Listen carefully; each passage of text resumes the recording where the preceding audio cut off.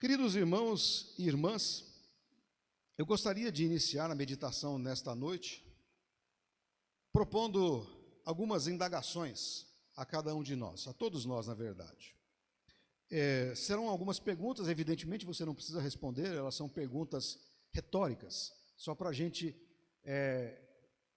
confirmar o que nós perguntarmos.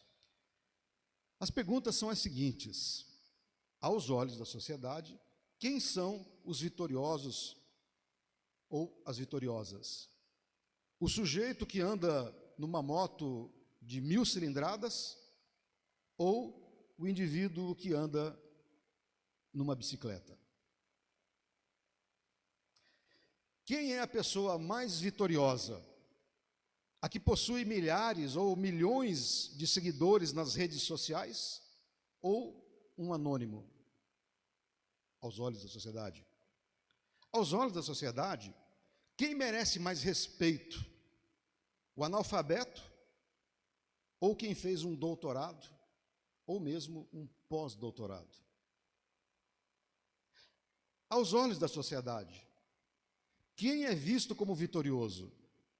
Quem anda de carro popular ou quem anda num importado de luxo? Você já percebeu, querido irmão, querida irmã, você já percebeu como a nossa sociedade, como a sociedade parece ter mais que admiração, na verdade, uma obsessão por aquilo que é forte, grande, poderoso e bem-sucedido? Isso é o comum, isso é o normal na sociedade. Nos bombardeiam o tempo todo com imagens e vídeos de pessoas bonitas, felizes, ricas, com diplomas de faculdades e de prestígio, empreendedores geniais, fora da casinha e atletas com corpos esculturais. Se você abrir as redes sociais, a internet, ou ligar a televisão, ou ligar um rádio, qualquer meio de comunicação, você será bombardeado com imagens e mensagens desse estilo e desse nível. A mensagem é clara: se você quiser o respeito e o reconhecimento da sociedade, você precisa ter o melhor, ser o mais esperto, ser o mais poderoso. É como se estivéssemos numa corrida que nunca acaba. É uma corrida que nunca acaba, tentando acumular riqueza, força, poder para provar que somos dignos de alguma coisa. E como eu disse, é uma corrida sem fim. É uma corrida que nunca acaba. Essa corrida da necessidade de sermos reconhecidos pela sociedade. O mundo nos diz que a nossa validade, o que nós valemos, está naquilo que construímos e conquistamos. É assim que age, pensa e dita as regras a sociedade que nós vivemos. E hoje eu quero convidar você, querido irmão, querida irmã, a meditar comigo numa das passagens mais profundas e ao mesmo tempo mais desconcertantes, porque esta passagem é desconcertante das Escrituras. 1 Coríntios, capítulo 1, versículos 18 a 25, o texto que nós acabamos de ler. Nesse texto, o apóstolo Paulo escreve para a igreja de Corinto. Corinto era uma cidade cosmopolita, uma cidade rica, uma cidade conhecida por sua sabedoria, filosofia e busca por conhecimento. Era o que nós podemos chamar hoje de uma metrópole, lá do século I. E é justamente para a igreja que estava nesta cidade, é para os membros da igreja de Corinto que Paulo escreve. Veja, Paulo não escreve aos cidadãos da sociedade de Corinto. Ele escreve para os membros da igreja da cidade de Corinto, o que ele escreve. E é justamente aceitável para a sociedade. Lá nos primeiros séculos, as coisas não eram muito diferentes das coisas atuais. Não havia muita diferença. Eles eram ensinados e buscavam valorizar o que era forte, o que era de sucesso, o que era visto como inteligente e o que fazia sentido. Paulo, então, convida os irmãos da igreja de Corinto a reavaliarem aqueles conceitos. Paulo está conclamando os irmãos cristãos da igreja de Corinto a reavaliarem os conceitos que eles tinham, que eram os mesmos conceitos da sociedade da sua época. Mas, como lá e cá tem seres humanos, como lá e cá os conceitos continuam os mesmos, lá e cá a mensagem é para nós, assim como foi para eles. Portanto, convido você a observar o que Paulo tem a dizer a cada um de nós. E quero apresentar nesse momento o contraste entre a sabedoria humana e o poder de Deus. Veja comigo o começo, vamos lá dar uma olhada de novo nos versículos 18 ao 20. Diz Paulo aos cristãos lá da igreja de Corinto. Diz ele aos irmãos de Corinto: a mensagem da cruz é loucura para os que se encaminham para a destruição. Mas para nós que estamos sendo salvos, ela é o poder de Deus. Como dizem as Escrituras: destruirei a sabedoria dos sábios e rejeitarei a inteligência dos inteligentes. Diante disso, onde ficam os sábios, os eruditos e os argumentadores desta era? Deus fez a sabedoria deste mundo parecer loucura. Até o versículo 20. Paulo então começa com uma afirmação direta: a mensagem da cruz é loucura para os que se encaminham para a perdição. Mas para nós que estamos sendo salvos, ela é o poder de Deus. Para quem não é cristão, para quem não entende o cristianismo e conduz a vida pelos padrões da nossa sociedade mercantilista, porque é assim que é a sociedade mercantilista, a história de Jesus, o ministério e toda a história de Jesus começa com um case de sucesso, como diriam os CEOs modernos e os marqueteiros modernos, né? O ministério de Jesus são palavras chiques, né? O ministério de Jesus era um case de sucesso. Como assim? O início é espetacular. O início do ministério de Jesus é espetacular. Milagres, palavras e frases incríveis, multidões se reunindo para o ouvirem. Sucesso, sucesso, sucesso. Tudo o que os chamados influencers atuais buscam, Jesus conseguiu. Mas aquilo que começou como um sucesso, como um case de sucesso, termina de modo vergonhoso. Jesus termina o seu ministério aos olhos da sociedade traído, preso, humilhado, torturado e morto numa cruz. Símbolo de tudo que era vexatório no mundo da sua época, no mundo greco-romano. A cruz era um vexame. A cruz era um escândalo. Para os gregos e romanos, a cruz era algo desprezível, simplesmente desprezível. O meio mais humilhante de uma execução era a cruz. Ela era utilizada como pena para ladrões e toda sorte de bandidagem, arruaceiros e subversivos. Todos os subversivos do Império Romano eram pendurados numa cruz. Para eles, gregos e romanos, a ideia de um Messias crucificado era absurda, simplesmente absurda, pois a salvação não poderia vir de algo tão vergonhoso. Como é que a salvação pode vir de uma coisa tão vexatória como a morte de cruz? Tão humilhante, tão desprezível. A sabedoria humana, queridos irmãos, em sua busca por argumentos lógicos e provas racionais, simplesmente não consegue compreender a cruz. Ela é incompreensível. A sabedoria humana se choca com a fraqueza, a limitação, a dor e o sacrifício e loucura que a cruz representa. A sociedade se choca com isso. A cruz é loucura para quem não conhece o Senhor Jesus Cristo. É loucura. É loucura achar que um derrotado na cruz pode te dar vitória. Ué, como que um derrotado vai te dar vitória?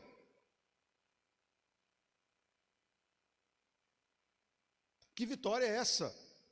Que nem ele mesmo a alcançou, uma vez que foi pendurado numa cruz. E como diria Luciano Huck, loucura, loucura. Sim, queridos irmãos e irmãs, para a maioria, a mensagem da cruz é uma grande loucura. E por que pensam que a cruz é loucura? É que todos se estribam, se alicerçam nos fundamentos humanos, em sua lógica, que nos leva a buscar soluções grandiosas para problemas complexos. No entanto, a realidade da cruz desafia tudo isso. A cruz inverte tudo. O que é justo, o que é certo, o que é correto aos olhos humanos. Ela não é forte, mas fraca. Não é lógica, mas contraditória. Ela é contraditória, porque ela dá vitória a quem foi derrotado numa cruz. Ela não é sabedoria humana, mas loucura de Deus. Daí o título desta nossa meditação, a loucura de Deus. Aqui Paulo faz ecoar a voz de Isaías, do profeta Isaías, lembrando-nos que Deus desconcerta a sabedoria dos sábios e anula a inteligência dos inteligentes. É um lembrete de que os nossos pensamentos e as nossas lógicas, por mais elaboradas que sejam, são limitados, são finitos. Tim Keller, num livro esplendoroso chamado A Cruz do Rei, descreve bem essa tensão. Diz Tim Keller: a cruz de Cristo é o fim da religião e da filosofia. Na cruz acaba tudo isso. A cruz de Cristo nos confronta com a verdade de que não somos salvos por nossa própria sabedoria ou nosso próprio esforço, mas pela graça de Deus que acabamos de cantar, que se manifesta em Jesus. A cruz, queridos irmãos, nos desarma. A cruz nos desarma. Ela nos mostra que, por mais que tentemos, não podemos chegar a Deus por nossa própria conta, por nosso próprio esforço, por nosso próprio querer. Não são as nossas ideias brilhantes, os nossos diplomas, as nossas riquezas, a nossa esperteza quem nos salvam. Não, a salvação é um ato unilateral e vem de Deus. Não é de nosso lado que vem, ela vem de um outro lado, o lado de Deus, que se manifesta no que para o mundo é a maior fraqueza, a cruz. A cruz é a maior fraqueza para o mundo. E de maneira contraditória, essa fraqueza é na verdade o maior poder. Por isso que é contraditório. Ela aparenta ser a coisa mais fraca, mas ela é o poder de Deus. O poder de Deus que na morte de seu Filho reconciliou consigo o mundo todo. Por isso que é contraditória. É uma aparente fragilidade. Na verdade, ela é o poder de Deus sendo manifesto. É o que Paulo disse àqueles irmãos na igreja de Corinto. Mas Paulo continua. A cruz como um escândalo para os judeus e uma loucura para os gentios. Se para os gentios ela era um escândalo, para os gentios ela era uma loucura. Veja comigo, versículos 21 e 23, a 23. Visto que Deus, em sua sabedoria, providenciou que o mundo não o conhecesse por meio da sabedoria humana, vejam só, usou a loucura de nossa pregação para salvar os que creem. Pois os judeus pedem sinais e os gentios buscam sabedoria. Assim, quando pregamos que o Cristo foi crucificado, os judeus se ofendem e os gentios dizem que é tolice. O apóstolo Paulo descreve aqui, irmãos, uma colisão entre as expectativas humanas e a revelação de Deus. Para judeus e gentios, cada um com sua herança cultural e espiritual e religiosa, enfim, a cruz não era apenas um símbolo incompreensível, mas um ataque direto aos seus sistemas de valores. O Evangelho não veio confirmar as verdades dos gregos, e muito menos as verdades dos gentios, mas a cruz veio para subverter essas verdades. A cruz subverteu a verdade dos gregos, a cruz subverteu a verdade para os gentios, e confundiu tanto gregos quanto gentios. Por isso que é contraditória, e eles não aceitaram. Aliás, os judeus não aceitam até hoje Jesus Cristo. Eu não sei por que a igreja cristã se encanta tanto com o judaísmo. Eu confesso que eu tento entender isso, não consigo. A esperança judaica, os judeus, quando esperavam pela vinda do Messias, essa esperança judaica estava impregnada de imagens de triunfo, poder, libertação nacional e restauração visível do reino de Davi. Os judeus aguardavam a vinda de um rei guerreiro que viesse com sinais poderosos, com uma espada na mão e que expulsasse os romanos da sua terra. No entanto, o Messias anunciado por Paulo não levantou um exército, mas tomou sobre si uma cruz. Vejam que contradição e que frustração para os gentios e para os judeus. Ele morreu no auge do seu ministério. Para a percepção humana, um derrotado, um frustrado.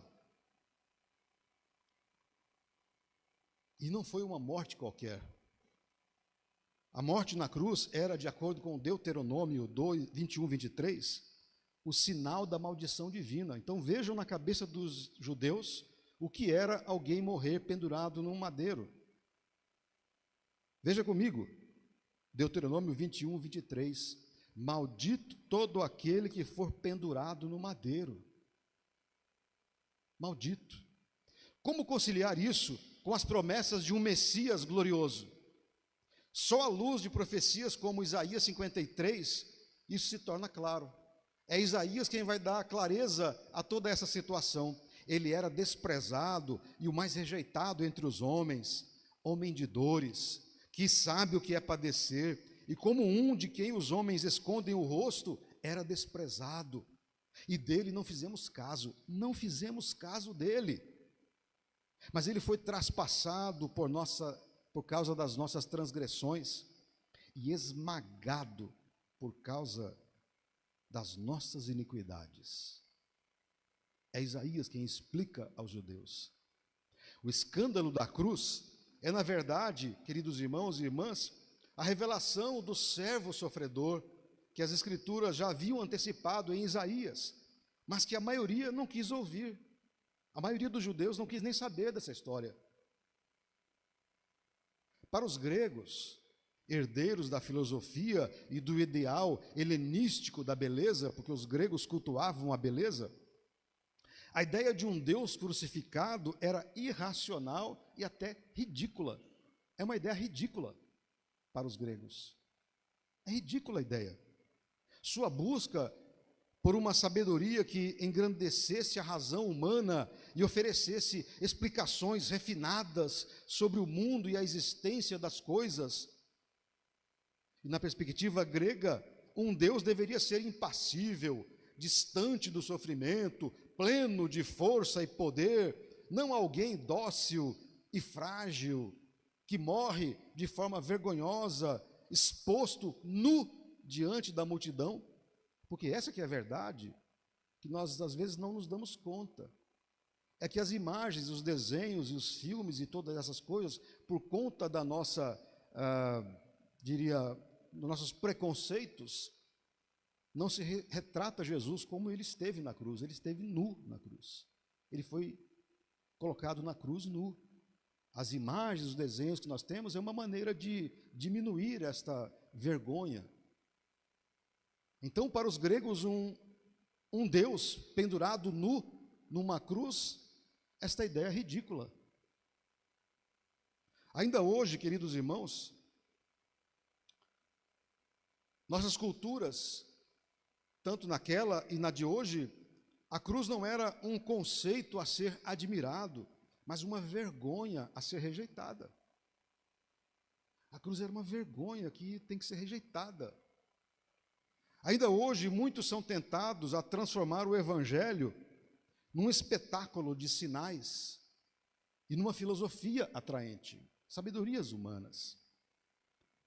Muitas igrejas se perdem tentando embrulhar, tornar mais bonitinha esta mensagem para agradar os desejos nossos. Uns querem milagres constantes, outros querem bajulação que não exija arrependimento. Não, falar de pecado, arrependimento, não podemos ouvir isso. Outros buscam apenas resultados práticos. Sucesso, prosperidade, autoestima, e assim transformaram a igreja em cases de negócio, onde pastores tornaram-se coaches e membros em clientes que precisam ser agradados. Porque a mensagem da cruz é muito difícil. Ela tem que ser embrulhada num papel bonitinho. Mas a cruz, queridos irmãos, a cruz não cabe nessas categorias. Ela continua sendo o mesmo escândalo e a mesma loucura, porque exige de nós o que o mundo rejeita. Reconhecer a nossa impotência, admitir a nossa culpa, o nosso pecado e nos render a um Salvador crucificado. É isso que essa mensagem exige de cada um e que a sociedade não quer se render, não admite. A pergunta é a cada um de nós: será que queremos um Cristo que confirma, que apenas confirma as nossas expectativas, ou o Cristo que carrega os nossos pecados? Como nós queremos essa mensagem? Estamos buscando um sinal que nos favoreça ou a salvação que nos transforma? O que nós queremos? Versículos 24 e 25 mostram a sabedoria e o poder de Deus revelados na cruz. Veja comigo versículos 24 e 25.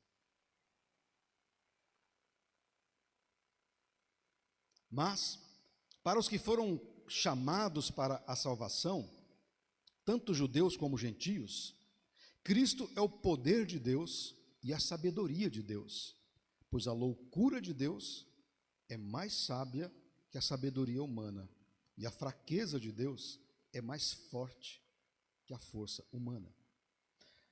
Chegamos ao ponto central, irmãos e irmãs, desse texto. Depois de mostrar a incompreensão do mundo a respeito da mensagem da cruz e da própria cruz, Paulo finalmente revela a verdade para os que foram chamados para a salvação, tanto judeus como gentios. A cruz, na verdade, é a sabedoria e o poder de Deus. Essa é que é a verdade. O que o mundo considera fraco e louco, Deus usa isso justamente para salvar as pessoas. E assim, o apóstolo demonstra que a loucura de Deus é mais sábia que a sabedoria humana, e a fraqueza de Deus é mais forte que a força humana. A cruz, que carregava a pecha da vergonha, fraqueza e limitação, e que parecia ser a maior derrota, manifesta-se como a maior de todas as vitórias. A maior de todas as vitórias. Deus venceu o pecado e a morte na cruz. Stott, no seu clássico A Mensagem da Cruz, resume bem essa ideia. Diz ele: a cruz é o ponto central da história e o coração da fé cristã. Não é apenas o lugar onde Jesus morreu. A cruz não é o lugar apenas onde Jesus morreu, mas o lugar onde Deus salvou a humanidade. A cruz revela a profundidade do nosso pecado e a imensidão do amor de Deus. Aqui, queridos irmãos, a mensagem é profundamente pastoral. Não precisamos ter todas as respostas, não precisamos ser os mais ricos, não precisamos ser os mais inteligentes, não precisamos ser os mais fortes, não precisamos ser os mais bem-sucedidos, não precisamos ser tudo o que a sociedade valoriza para sermos reconhecidos. Não precisamos. Na verdade, a nossa fraqueza e a nossa incapacidade de nos salvar são o ponto de partida para a salvação. É justamente a nossa fraqueza e a nossa incapacidade que nos dá o alavanco inicial para a salvação. Quando reconhecemos que a cruz é a única fonte de esperança, nós somos libertos da necessidade de ficar provando o nosso valor, de nos justificarmos ou de nos apoiarmos em nossa própria sabedoria ou naquilo que somos e temos. Não precisamos mais disso. É por isso que em Cristo essas coisas perdem o seu valor e o seu sentido. E não há aqui nenhuma apologia a que nós não tenhamos sucesso, que nós não busquemos melhorar. Não é nada disso. O problema é quando nós colocamos o centro da nossa vida nisso e tornamos o centro da vida espiritual estas coisas. A mensagem na cruz nos convida a abandonar a nossa autossuficiência. Nós não somos autossuficientes. Nós não somos. A cruz nos convida a deixarmos esta ideia da autossuficiência e nos apegar àquele que morreu na cruz, Jesus Cristo, o Cordeiro de Deus.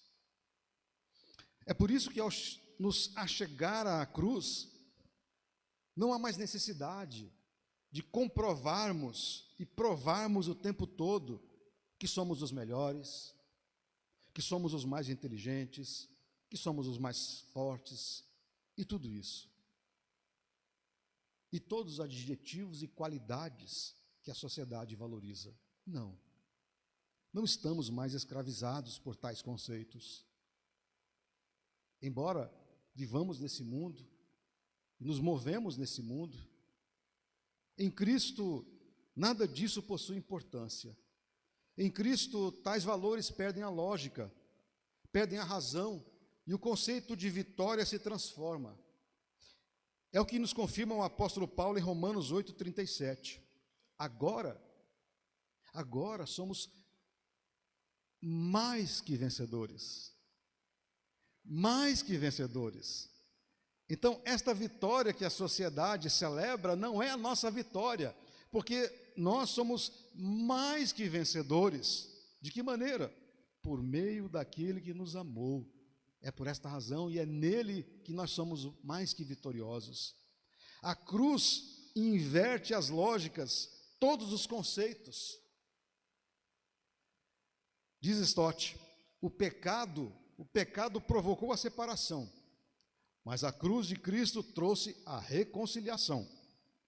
O pecado produziu inimizade, mas a cruz nos trouxe a paz. O pecado criou um abismo entre o homem e Deus, mas a cruz construiu uma ponte entre eles.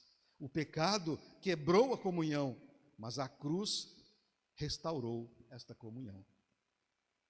Portanto, queridos irmãos, depois de ouvir sobre a cruz como a loucura de Deus, talvez você esteja se perguntando: o que isso tem a ver comigo? Por que eu tenho que ficar ouvindo isso? O que essa história toda tem a ver comigo, que vivo no século 21, que tenho os meus afazeres, que tenho o meu trabalho, que tenho as minhas necessidades? O que isso tem a ver comigo? O que essa mensagem que parece distante e até contraditória, pode mudar no meu dia a dia, nas minhas escolhas, nos meus sonhos. A cruz, queridos irmãos, nos mostra que não precisamos mais correr atrás de aprovação constante, de riquezas que não satisfazem, de reconhecimento que nunca é suficiente.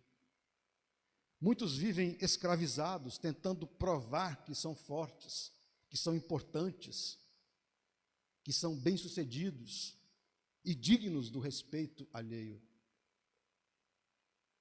Mas a cruz, irmãos, a cruz nos declara: você não precisa disso para ser amado por Deus. Jesus Cristo já tomou o seu lugar e fez isso na cruz, justamente na cruz. O maior reconhecimento que você pode receber já foi dado, já foi dado. O próprio Senhor Jesus Cristo olhou para você e disse: valeu a pena morrer por você. Valeu a pena morrer por você. Quando entendemos, irmãos, quando compreendemos que a cruz é o caminho da salvação, a vida ganha outra perspectiva, ganha outro rumo. O trabalho continua, vamos trabalhar. Temos que trabalhar e temos que fazer sempre o melhor. O trabalho continua, mas não é mais o centro da vida. As conquistas podem e devem vir. Todos nós queremos conquistas na vida. Elas podem e devem vir, mas elas não nos definem quem somos. Não são as conquistas que nos definem enquanto ser humano, o que a sociedade prega. As perdas acontecem em toda a nossa vida, mas as perdas não nos destroem, porque a nossa identidade passa a estar firmada não no que temos, mas a nossa identidade é firmada e confirmada não no que temos, mas no que somos em Cristo. Somos filhos de Deus, somos filhas de Deus. Hoje, querido irmão, querida irmã, esta mensagem pode ser para o seu coração. Deus está chamando-nos para deixar de lado esta corrida desgastante, porque é um desgaste muito grande, é um desgaste emocional, físico, emocional, espiritual até, esta correria por trás de todos esses reconhecimentos.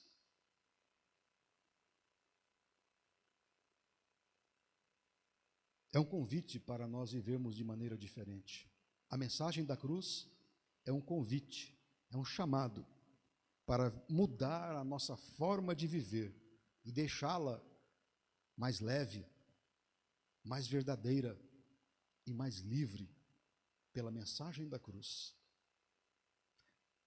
Nela somos livres, não precisamos provar nada a ninguém, porque Deus nos ama, Deus nos salva.